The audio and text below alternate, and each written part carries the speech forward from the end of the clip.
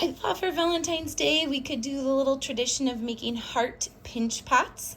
Here is an example of a pinch pot. It has been drying for a long time, so it's as hard as it's gonna get. Yours won't be ready to take home today. You're gonna wanna let it dry for about a week. And the way we got this to be pink, of course, pink is a tint of red.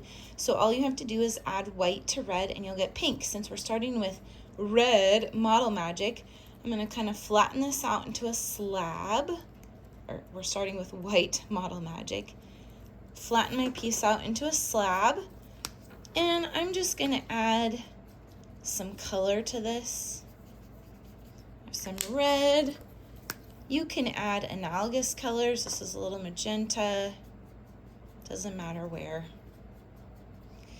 You could add green and blue if that's your favorite color. And then you're going to kind of work it like taffy for a little bit. If you want it to all be integrated, you're going to work it like taffy like we do in kindergarten and first grade when you're color mixing. If you are in kindergarten or first grade, if you want straight pink, you'd keep working it like this, okay? Pull, push together, pull, push together. If you want it to be a little marbled, instead of pulling and pushing together, you can add little streaks here and there.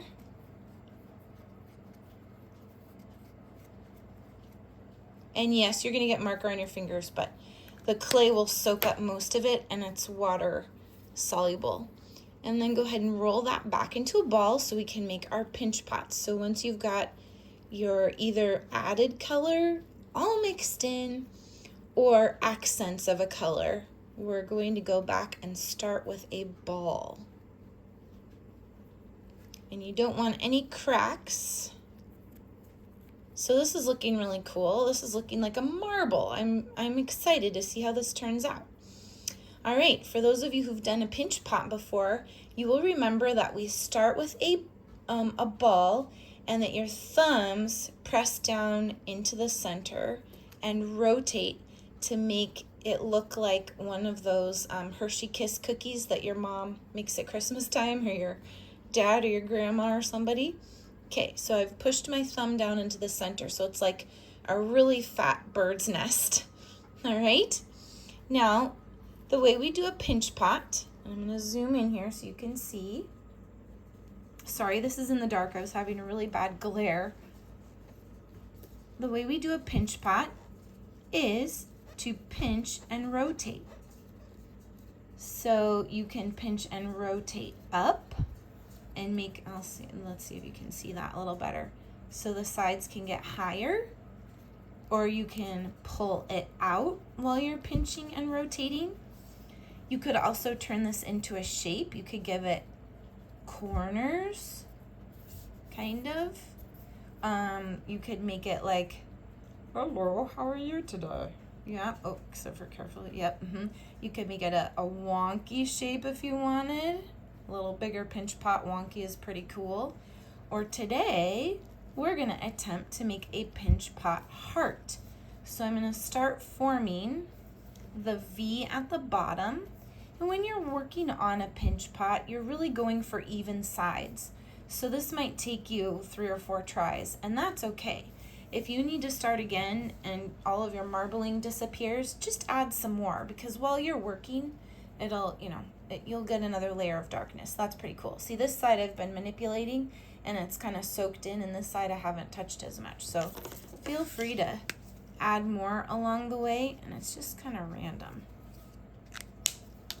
Okay, so you're gonna start forming your pinch pot. I'm not working with a ton of clay here, so mine's gonna be fairly tiny. There's sort of a pointed V at the bottom, so I'm pinching and pulling without making the sides any thinner. Try to keep the sides the same width. And then I'm kind of pulling in at the top here too. There are a couple of different ways to do this. You might find a better way. And then once I'm happy with the shape, I'm going to kind of press down so that the bottom is flat, so that when it dries, when you give it to whoever you want to give it to, it will actually rest and people can hold things in it. It's like a little tray. So there's my happy little pinch pot.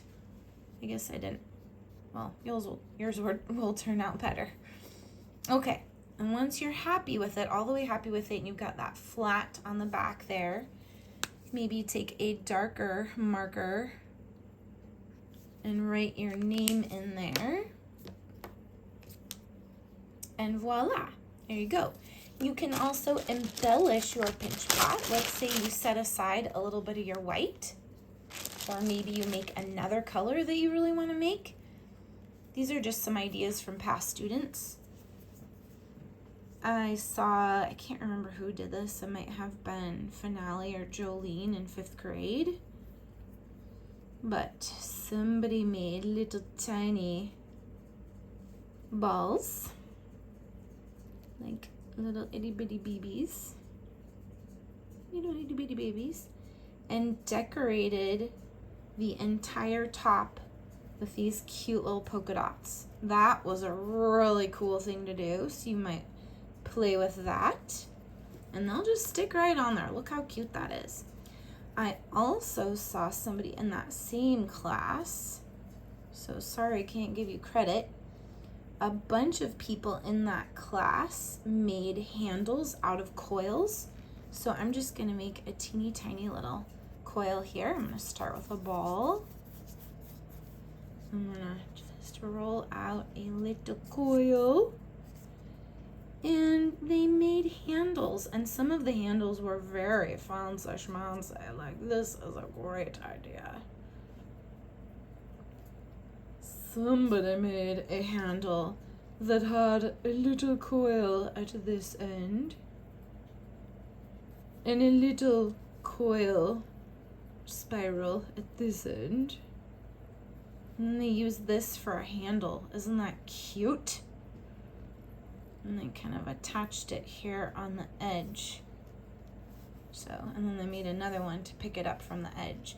So these are embellishments. If you have a little bit of extra clay, I highly encourage you to mess around and create. Now, if at any point in time you are not happy with your creation, what do? You smush it all, you roll it back into a ball, and you can restart, all right? These need to be left out in the open air so that they will dry hard. I cannot wait to see what you come up with, and happy Valentine's.